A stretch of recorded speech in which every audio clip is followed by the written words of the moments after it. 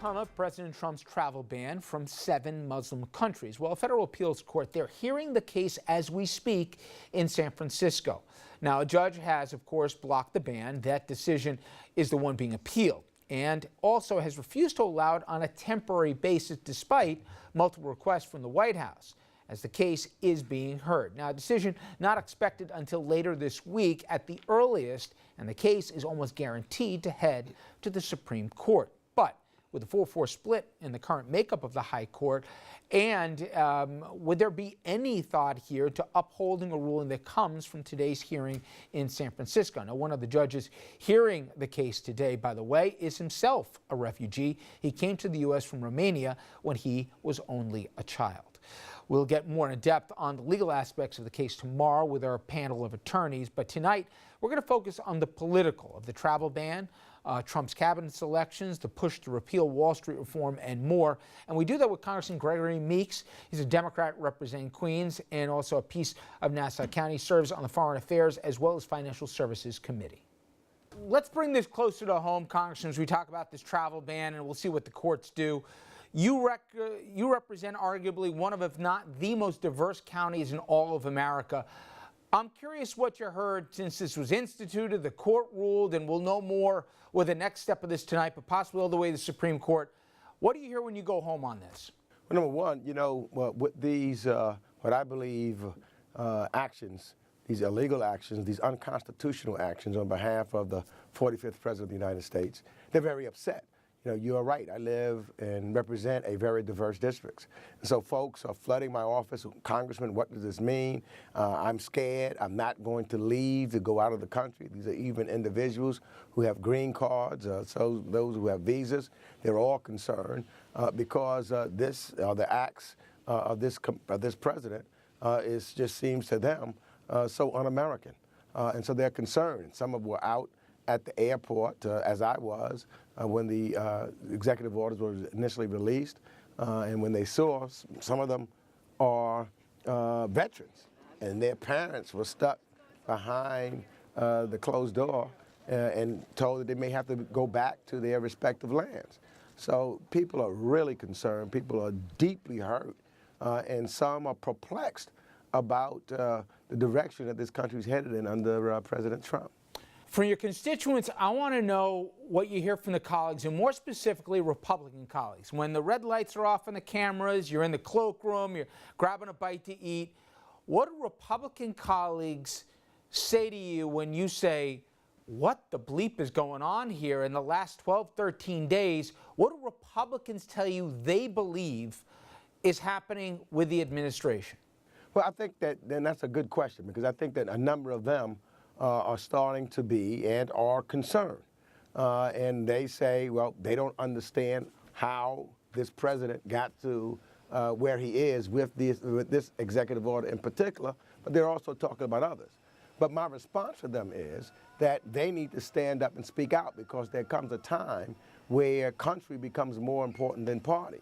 And this is that time. I often utilize and remind them of the quote of Dr. Martin Luther King Jr., who talked about the silence of good people is worse than the actions of bad people. So we need, and they need, to put country before party. And so we get into this dialogue and conversation where they do express concerns about the actions of the president, but yet they don't do that vocally, and they don't stand up. And I think it's getting to the point where they have to stand up, and I think that what is happening is, as many of these executive orders begin to affect their constituencies, that they have to speak up. And that's why I think even on the Affordable Care Act, for example, you're seeing some of them quiet and backing up, because many of their constituents have Obamacare.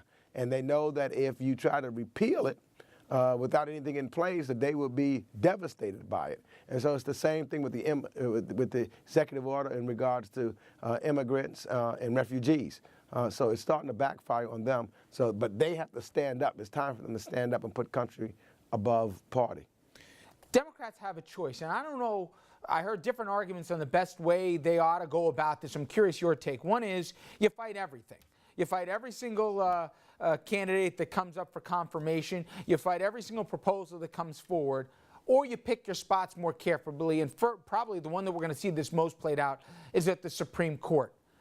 What would your advice be to Democrats? To be what they complained about for 8 years, which was Republicans were obstructionary for everything that Obama tried to do, because it worked for Republicans at the end of the day?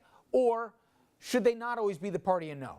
Now, I think that there's something that we can work on. I think that the Supreme Court justice appointment, that's substantial because that lasts for generations. And you clearly are starting to see that Donald Trump, what he wants to do is to have a judge in place that just does what he says as opposed to an independent justice. So it is just horrendous that he thinks that, he thinks he is Mr. Putin and that he can operate like Putin, where he can control the judiciary and not have the separations of bodies from the legislative, the judicial, and the executive.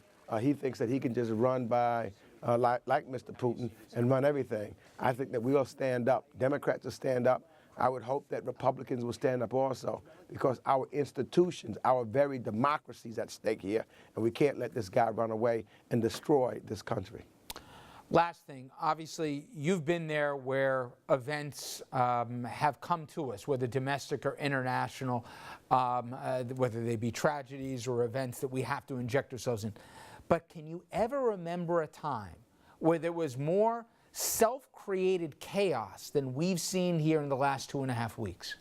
I can say unequivocally that I don't remember a time, nor do I think anybody living can remember a time that we've had such chaos as we've had over the last, I guess it's been soon to be 14 days. It is just unbelievable. And, when you think about it, and this is why I think many of my Republican colleagues have to stand up also. So there was 18 Republican candidates who all spoke about how bad the ideas and the promises that Donald Trump was making, how they were negative to our country and how they would hurt our country. And so here we are 14 days in, and this president is trying to implement those bad ideas that not Democrats said were bad, not that just Democrats said was dangerous, but they all agreed were bad and dangerous. And so we need all of us to stand up, because if they were bad for them when he was candidate Trump, they're definitely even worse now when he's trying to implement and do those bad ideas that was on a bipartisan basis bad and acknowledged as terrible for our nation. And that's where we are right now. And so I would hope that all members of Congress and the American people step up and let them know that we're not going to be dictated to. This is, it's the office of the presidency, not the office of the dictatorship. Buckle up. It will be a bumpy ride. Congressman Meeks, thank you so much. I appreciate it. My pleasure. Let's bring in our panel now. Dominic Carter, political journalist and author. Scott Vanderhoff, good friend to the show, former 5-term Republican Rockland County exec, co-chairman of the Palisades Institute of Dominican College, and yes, the man counting, Andrew Whitman, our senior political correspondent. Just a basic governance question, Scott. And I said it in my little diatribe there at the top. People have had rough starts out of gates before, a tough 100 days, whatever you want to say. But leave temperament aside, from a competency standpoint, and the absence of organization, of creating a coherent message, making sure you know what you want the message to be, and then delivering the message. Can you learn that or not? You can learn it. It requires a temperament, unfortunately, to learn how that works. And you've got two things going on here, if not more. One is, it's a natural progression of transition is very difficult. No matter who it is, what the temperament of the president might be, or whatever office holder it is, transition's tough because you got to figure out who's supposed to see things, when they're supposed to see it. But you add to the second element of this, which is he doesn't really share things, and he hasn't got even the system of people. If you read the New York Times article of a couple of days ago, to help him get through this. So forget about his ideas or all the other issues. On a policy position issue, it needs to be vetted, because ultimately government is different than campaigning. It's not a question of his campaign promises. How do you actually transition to get the things done? And as we now appear to know, we're signing executive orders we may not have read. You can't do that. And so it's got to change. He's also not tiptoeing through this. I mean, he's going after big, meaty stuff right off the bat instead of dipping a toe and trying to get a sense of the water. Like, you would think if you wanted to be cautious and vet things properly, you would go a little slowly. But you know, let's do a one-on-one for a second because, listen, chiefs of staff come and go in White Houses. But if you even look at Obama, and you can argue, he certainly didn't get out of the gates great, although you can argue he was dealt a much different hand where he had to be reactionary. It couldn't be his agenda when he walked into the office with the economic crisis. But whether it was Rahm Emanuel or Daley, who had two very different styles, in the end, they said, what do you want to do? He had his priorities. And then some would try and strong-arm Congress to do it. Some would try and charm Congress to do it. Some would pick stakeholders. Some would use the press in different ways. But if you think about it now, I don't know what Kushner wants, doesn't want, whatever else, or his role. But Reince Priebus, he was put in that place in no small part because Republicans on the Hill were comfortable that he was a Republican and that he understood Supreme Court first, tax cuts second. I can go down the list. Bannon has a completely different worldview, let alone view of what the government is. He has said before he's a Leninist and he wants to blow the whole thing up, among other crazy stuff. You have two people who have completely different ideas about what they hope to accomplish. And then you have a president who nobody debates is not a big consumer of information, at least of research, going to policy briefings or whatever else. He watches cable TV. No one's debated that. So to me, my problem is if you're going to fix what clearly is a problem that they need to fix, and I think we as a country, forget your politics, want them to figure this out a little bit better so it's not so knee-jerk, they have to first figure out what he wants to do and then to create a sequential and coherent way of going through the order. I mean, if he wanted to be popular, if that's what he wanted, he should have been doing those Carrier or Boeing meetings where he could, do a dog and pony show that he's keeping American jobs here, do the Supreme Court rollout, a couple of the controlled things that he can do, call it a day after a few months here, and all of a sudden he'll look like he knows what he's doing and he's a disruptor. But he's taking on stuff that he hasn't thought through. I mean, we look at Obamacare. You got Republicans ready to revolt because they're talking about 2018 before they're going to get around to it. And he promised everybody on the trail what he was going to do. Remember building the wall and having them pay for it? Now, not so much. We'll do something else. People are legitimately wondering whether what he says and what he does, if they're in the area code of the same place.